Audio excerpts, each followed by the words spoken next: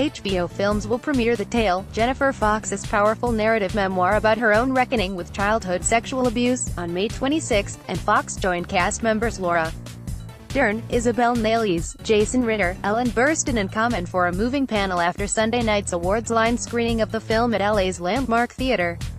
Related, Sundance London reveals lineup with strong female presence including The Tale. The film, which started shooting in 2015, came together in advance of the and sexual abuse, and the courage it took to relate this story was the dominant theme of the evening's discussion, moderated by Deadline's Joe Utishi. Based on Fox's own life, Dern and Nales play Jennifer Fox at different ages. The Tale deals with the moment, years after the fact, that Fox was forced to grapple with the memories of her first sexual encounter aged 13. It wasn't until I was in my 40s that what I called a relationship, all of a sudden I realized was abuse, she noted. Fox, whose storied work in documentary film includes the highly personal series Flying, Confessions of a Free Woman, turned to narrative film for the first time to construct a wholly unique portrait of the way memories can shift and rewrite themselves in our minds. It is with the rediscovery of an essay written when she was 13 that the older Jennifer Fox, played by Dern, is forced to confront the 13-year-old version of herself, Nales, who framed her relationship with a much older running coach in the language of first love and unforced desire. It took me years to write the film, because it was such a complicated telling, and it's really more about the stories we tell ourselves to survive, and why we need to tell ourselves stories, the filmmaker explained. There are so many things that are too heavy to deal with when you're younger, that it takes until maturity to be able to face. Dern's journey with The Tale stemmed from a conversation with filmmaker Brian De Palma, an important mentor to Fox.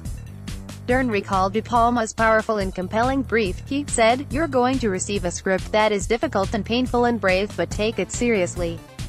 It's so radical, it's so brave, and you should go on this journey." For Dern, what's extraordinary about this time is that we all are considering together how we've normalized behavior, to ourselves, as a community, as a culture. It has been a reckoning for many of us individually, to see how we said things like, "Well, it was the 70s," or "I looked very mature for my age." We took the blame, and we were silenced by our own cultural shaming.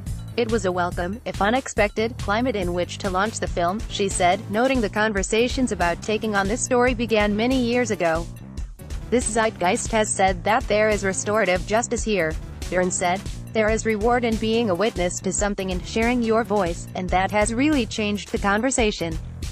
There is therefore less fear, through a piece of art that you make, to all have conversations together, and hopefully, allow it be the groundbreaking time we also desperately need." Fox noted the particular courage shown by Jason Ritter in taking on the role of her abuser Bill. "I think, Jason, you're the most courageous, actually, of all of us," she said. "We know from statistics that 93% of perpetrators are known by the children who they abuse. That means that they don't look evil, they're part of communities, they're successful, they're loved."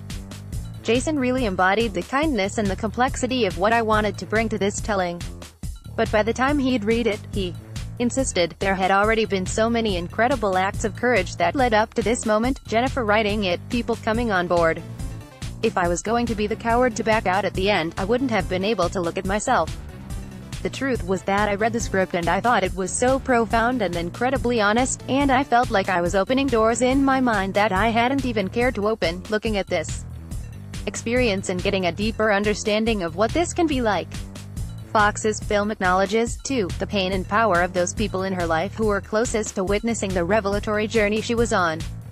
It was her mother, played in the film by Ellen Burstyn, who first pushed her to reckon with her memory when she stumbled upon the essay Fox had written as a child. Common plays a fictionalized version of Fox's partner, who struggles and supports Fox as she deals with the fallout of discovering her truth. "My mother was a teacher, and she would tell me that a lot of her students had experienced childhood sexual abuse," Common noted. "I would hear it and I would feel for them, but when I saw this film, it made me see it in a whole other way. What I'm hoping is that when people see this film, that they will be charged to be active. I feel like this film is charged enough to make us want to do something." Fox's revelation came to her too late to push for prosecution of the real Bill. But she hopes The Tale will shine a light on statute of limitation laws, which in her home state of Pennsylvania meant she was far too late to pursue a case once her revelation occurred. It's actually quite common that people do wake up in middle age. Fox noted, I ran out of time when I was 30 to prosecute. I didn't even use the words sexual abuse until I was 45. After the screening, cards for RAINN's National Sexual Assault Telephone Hotline, 800.656-HOPE, were available for audience members affected by the issues raised in the film. And Fox noted that a campaign would accompany the tale's 5/26 premiere date. We have a huge outreach campaign, side by side to the beautiful way HBO is taking it out for millions and millions of people to see. Getting it to schools, to psychologists, to communities not just in America, but around the world. Watch the video above for more from Sunday night's panel. Matt Grobar contributed to this report.